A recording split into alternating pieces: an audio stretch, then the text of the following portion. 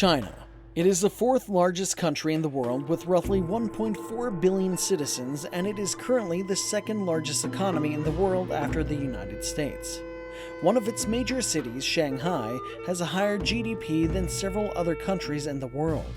However, China was not always a global giant we are all familiar with today. In this video, I'm going to be talking to you about how China came from being a nearly failed state with a poor economy to become a global superpower with one of the strongest economies in the world. This is Fraud Explained. To enjoy more videos, subscribe to my channel and click the notification bell, or else I'll be looking into you too. China's rapid economic growth over the last few decades has taken the world by storm. It is still on the rise and shows no signs of stopping. Analysts are even saying that we might be able to see China take the top spot on the list of the world's most powerful economies within the next century. Let's take a look at China's rapid growth by diving a little bit into its history. The history of China is long and complicated, so we're going to be looking at a brief overview of it. China was an imperial state from 2205 BCE to 1912 CE. An imperial state is a state headed by an emperor, and it essentially means that a nation was able to widen its territory by means of implementing policies or exacting military force. The first recorded dynasty was the Qi dynasty, and this led to a whole line of dynasties over the years. However, China's imperialist system collapsed when the Xinhai Revolution finally overthrew it. The Ying dynasty was the last dynasty, and its fall marked China's incredibly long imperial history. After that, the Republican era of China began. Come January 1st, 1912, a republic was formally established. Revolutionary Sun Yat-sen became the first president of the Republic of China.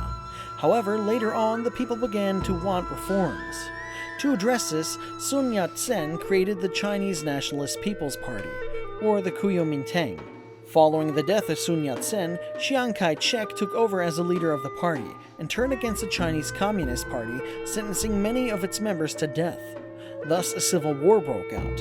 It was the Kuomintang versus the Communists. This war led to the rise of a new leader for the Chinese Communist Party, Mao Zedong. He took over the Communists, and after regrouping his people, he was able to drive Chiang Kai-shek out of China. Chiang Kai-shek had to flee to the neighboring country of Taiwan. On October 1st, 1949, Mao Zedong established the People's Republic of China. China was then allied with the Soviet Union and decided to take after Soviet communism.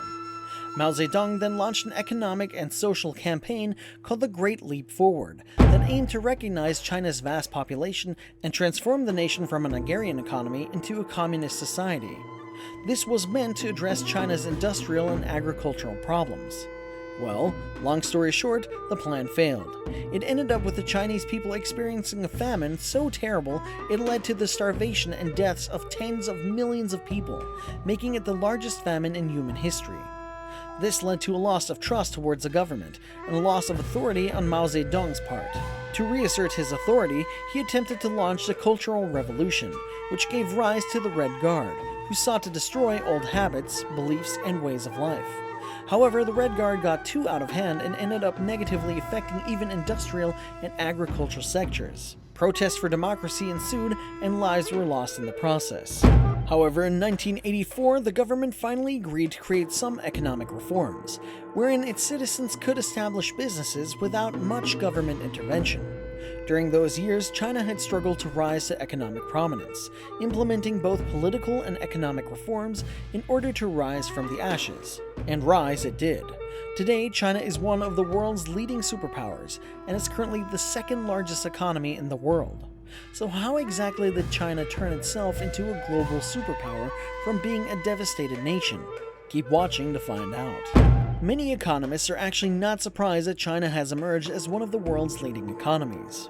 They credit its growth to the private sector, who plays a big part in China's rapidly rising economy and was key to its growth after the rule of Mao Zedong. The introduction of the market economy to Chinese society played a big part in China's rise to being a global superpower.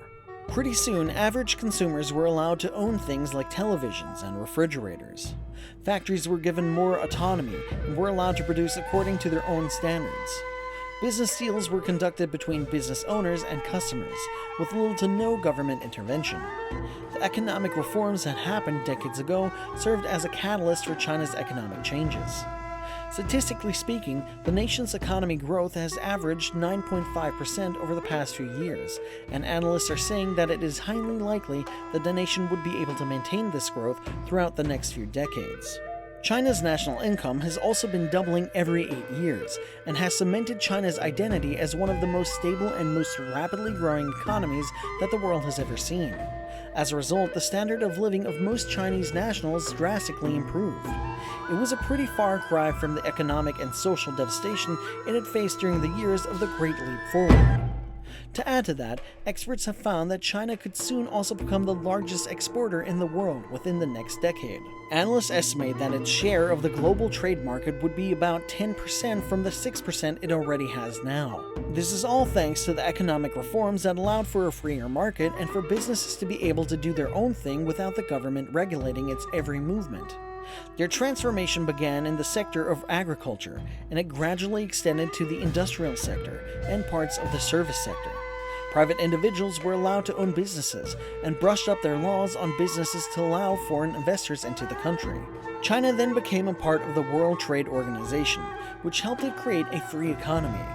In 2005, China abolished regulations that prevented private companies from entering certain sectors from the economy, which really empowered the private sector and allowed it to flourish.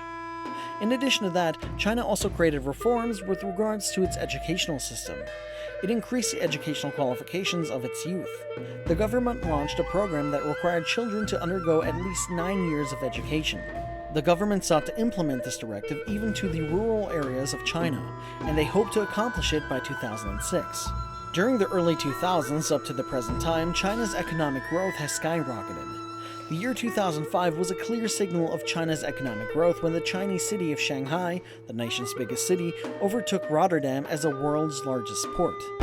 Over the last few decades, China was able to uplift itself from poverty. Absolute poverty has been reduced in China, and it has been found that China is responsible for reducing nearly half of the world's poverty. However, its economic success does come with a few downsides. The country is facing imbalances with the growth of its more progressive cities compared to its poorer areas, albeit its poorer areas are doing much better economically than some developing countries. An increase in public spending has helped combat these inequalities, but more steps must be taken in order to ensure that the whole nation grows progressively at the same rate. Another challenge that China is facing is pollution. 5 out of 10 most polluted cities in the world are in China, and it is the biggest producer of industrial air pollution. However, that's not all. China also deals with electronic waste, soil contamination, and water pollution, possibly the results of its highly industrialized society. In order to address this, the government made the decision to enforce stricter anti-pollution policies, and even launched the Action Plan for the Prevention and Control of Air Pollution in 2013, in an effort to significantly decrease the air pollution in China. Now in 2020, China is battling the coronavirus crisis and preparing itself for the repercussions that the virus will bring for the economy. Just like the rest of the world, the nation has been badly hit, but analysts still remain optimistic about the nation's growth. Prior to the virus's outbreak, it was even predicted that by 2040, China would become the world's largest economy. Of course, these are still just predictions. We will still have to wait and see. What are your thoughts on the Chinese economy? What do you think is in store for the Chinese economy in the future? Let's talk about it in the comments section down below, and I will be responding to all of you who comment within the first hour. If you enjoyed this video, check out my other video called Top 10 Motivational Tips from Jack Ma to see how one of China's richest men motivates himself and pushes himself to be the best that he can be. Jack Ma was able to live through the economic and social reforms that took place in China, and his story is a literal rags to riches story. He was born in poverty, and with grit and determination worked his way to the top. Now he is the second richest man in China, the owner of one of the world's leading e-commerce platforms, and has an estimated net worth of $43.2 billion. Learn all about his story and find out how he pulled it off in the top 10 motivational tips from Jack Ma. Stay tuned, stay educated.